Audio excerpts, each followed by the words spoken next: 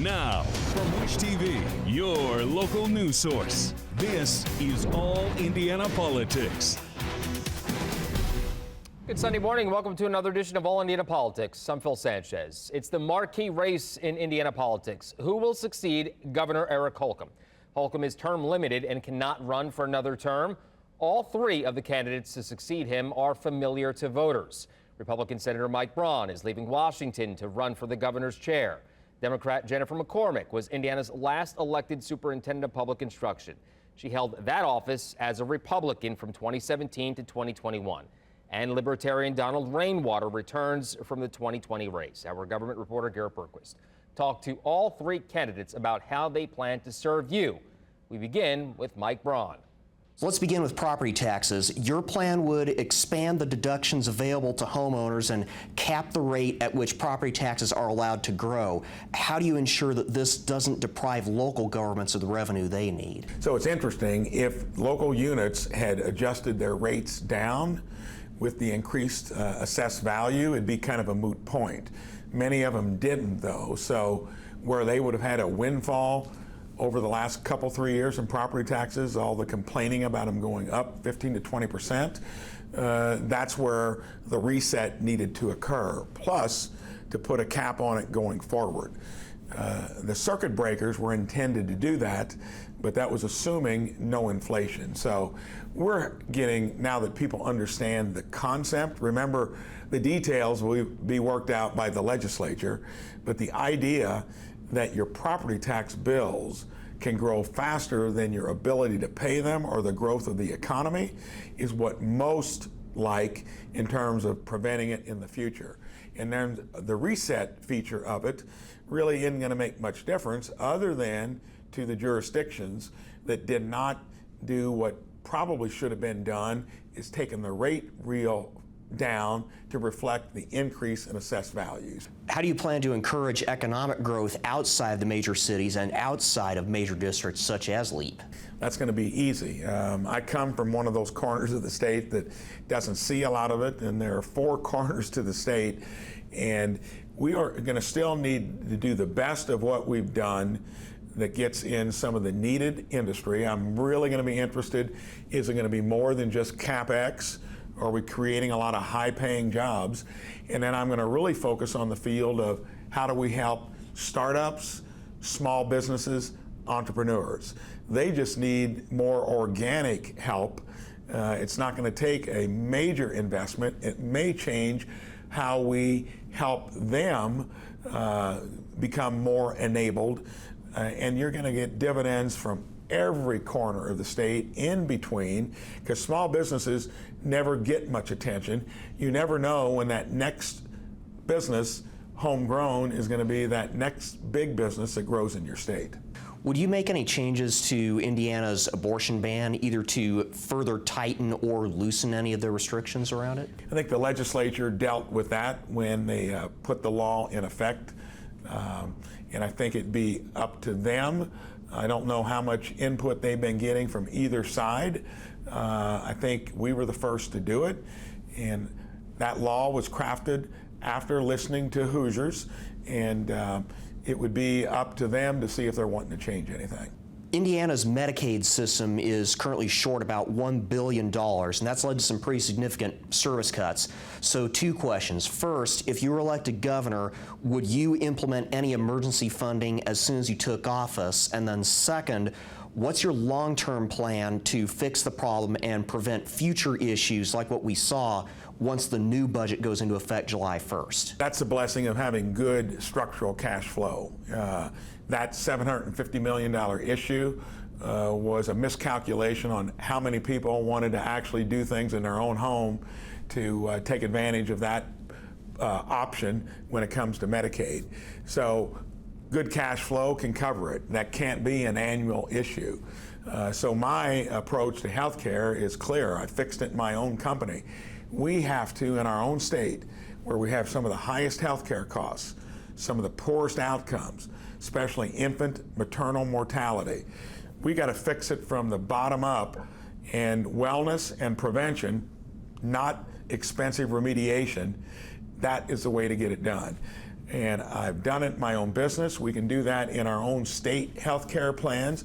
I want to make it easier for businesses to be able to pool and associate to get the best insurance you can get for your employees. And then it's going to be a case of Indiana leading, whether the government is the payor through Medicare or Medicaid, or it's through the private sector. We've got to get our results better, and it's got to be based upon wellness and prevention. You've called for universal school vouchers. Is there a risk that we're going to create a two-class educational system when we do this? Your opponent has said that that's going to allow private schools to discriminate against kids who are trying to get in throughout those vouchers. I think if we were taking resources away from the public education system, I come from a place where the public schools are great.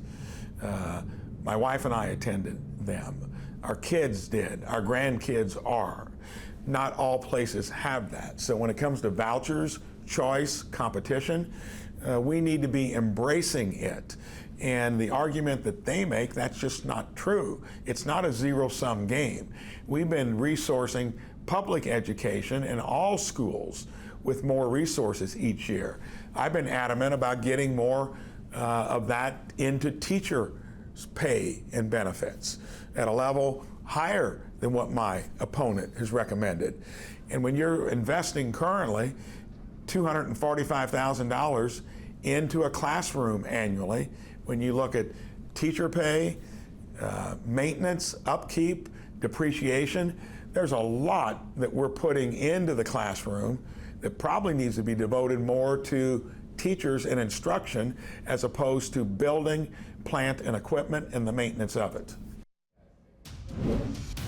All right, coming up, Democrat Jennifer McCormick explains why she should lead the state.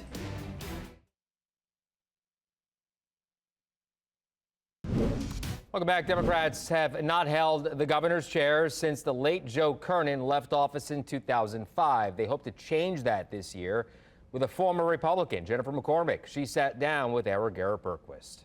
So let's begin with your education plan. You've called for significant increases in teacher pay. How do you plan to pay for it? Yeah, first of all, we have to get that pay up to be competitive with non-educator professionals. Right now we have 3,300 openings and we're never going to fill them. So it's a matter of getting that salary up, which we know is going to be expensive, but that also is a reminder that we're giving $1.6 billion to private schools that are going away from our public schools. And so that would be a huge chunk of it without raising taxes, without just reallocating where those dollars go.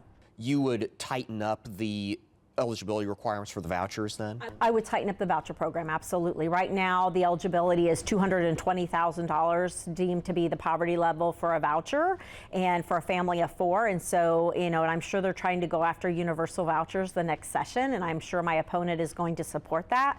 But to me, it's about making sure that our public schools are taken care of, as it is a constitutional requirement, and there's a lot of money there that could go right back into our teachers. Let's turn to property taxes. You've called for increasing the homeowner deduction by $1,000, increasing the state and local income tax deduction by $1,500, and expanding senior citizen deductions.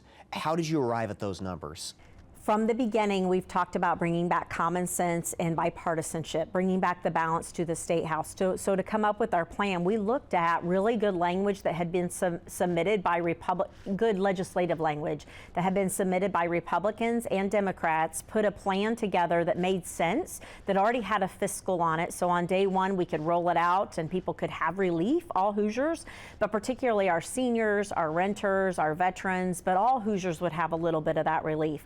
Our plan differed from our opponent, who his first plan and version 2.0, since his first one was so bad, but our plan did not go after the local level. And I think that's why it was so well received, because we still have to fund our schools and our libraries and our parks and our fire and our police. How do you minimize the loss of revenue? And again, that's what we were trying to balance as far as the state sitting on a big surplus. So making sure that we're doing our due diligence to make sure we have a surplus still, but chipping into that a little bit to provide relief that so many Hoosiers are saying they need, without going after the local level that are already telling us that they are strapped. Indiana's Medicaid system is short about $1 billion, and that's led to some very significant service cuts. First, would you implement any emergency funding for it once you became governor? And then second, What's your long-term plan to fix that problem and prevent any future issues after the next budget takes effect on July 1st of next year? I'm not a believer in you beat up people who are implementing the program. I think you have oversight and leadership and you hold them accountable. But one, doing a review of what is the problem, and I've been told that there are a lot of different problems and for a lot of different reasons. But I've also heard from those families who their children don't have the care they deserve. They're on big waiting lists for adults that they'll never get, or they were providing care for their family members that now they can't get that reimbursement or it's much less. And so it's impacting not only just individuals, but our economy, because now we're strapping people who want to get in the workforce that can't. So making sure, one, we figure out what the problems are and do a deep review of that, but also, two, being good partners at the federal level, because it is matching, and making sure that we are getting every dollar we can possibly get, and then be responsible going forward with planning and doing what we can do in order to fix it. It's not a fast fix. It just is not, because it's so expensive and it's such a mess. But it comes back to using common sense, bringing the right people at the table to find a solution. You've called for restoring access to abortion services and passing a constitutional amendment to protect abortion.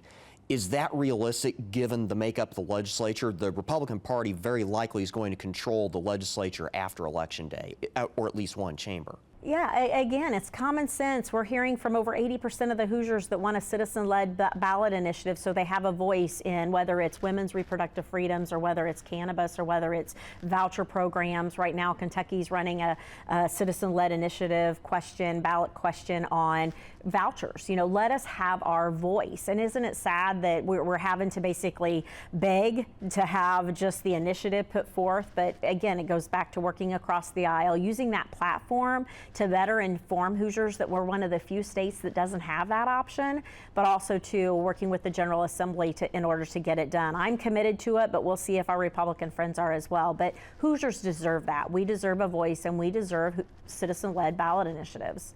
One of the criticisms that's been leveled at the IEDC, particularly with regard to the LEAP district, is that it seems to be prioritizing economic growth in some parts of the state at the expense of other parts. So how would you ensure that all parts of the state see some economic growth? And I've heard from a lot of locally elected officials at the, across the state, and they like the READY grants, they like the Stellar grants where it's targeted in regional growth.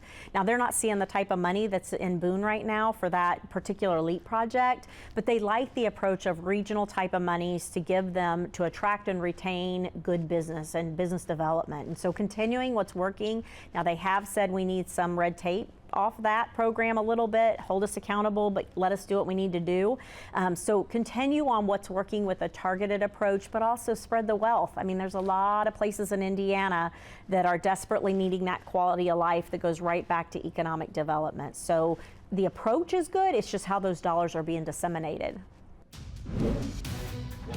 All right, coming up, we hear from Libertarian candidate Donald Rainwater.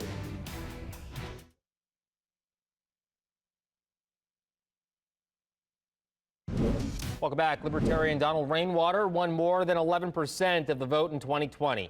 That was by far the best performance of any third-party candidate for governor since before the Civil War. He wants to improve that margin this year and make it to the governor's mansion.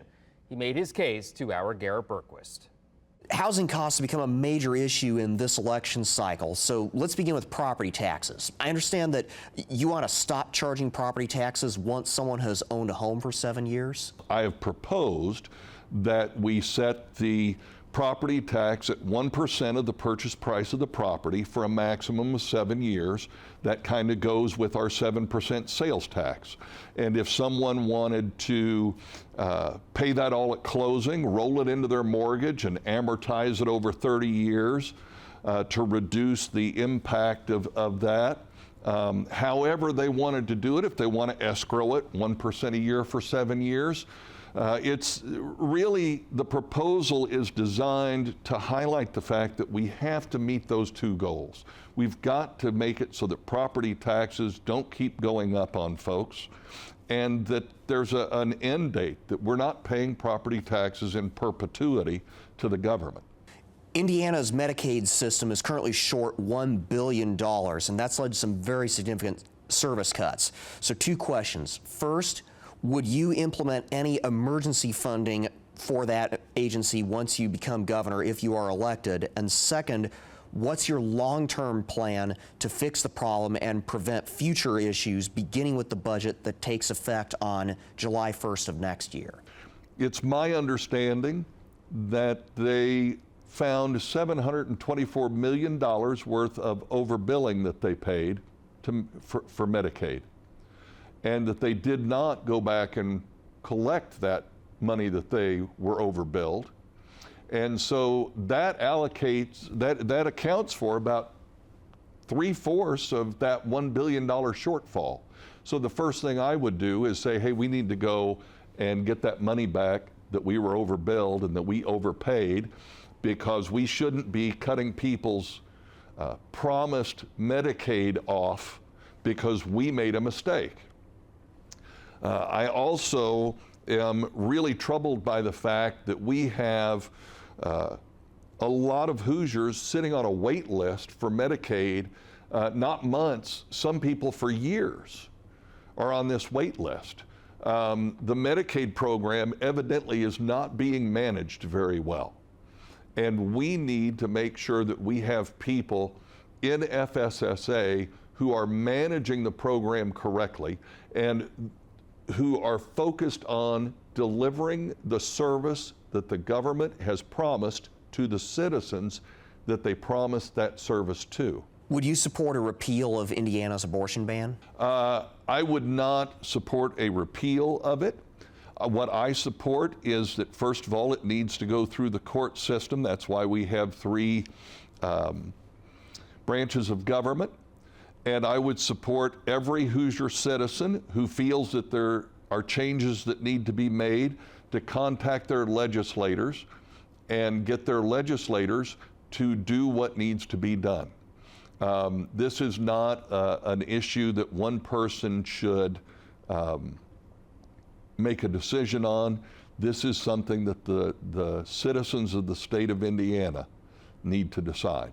You've called for universal school choice. Now, would that include taxpayer-funded vouchers? So at this point it would, because that's what we currently have as far as our state constitution says that we will fund common schools. I believe that one of the foundational truths about the economy is that monopolies are bad. I think everyone will agree that when there's a monopolistic situation in consumer services, that quality decreases and cost increases. We spend half of our state budget, half, on education. And our state standardized testing says that 63% of our children are not proficient in English and math. When I went to school, 63% was a failing grade. 20% of our third graders can't read at the 3rd grade level. Evidently, our public school monopoly is failing our kids, and we need to rethink the whole process and the whole program, because it's not working. How do you plan to encourage economic growth outside of the major cities? Well, I think first of all, what we have to do is we have to understand that a lot of what we're doing by putting the heavy hand of government on the scales is discouraging the growth, right? When the government says, well, we're going to do this and we're going to do it here, it's usually to benefit somebody, not to benefit the general populace. And so if we can get government out of the conversation and allow local concerns to come together to attract new opportunity, I think everyone then will have an equal shot.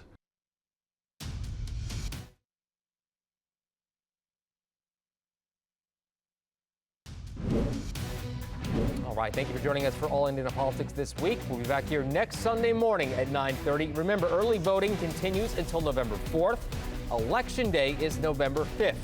If you would like to hear more from the candidates on this week's show, check out our All Indiana Politics podcast online at wishtv.com. That's it for us for now. Have a great rest of your weekend.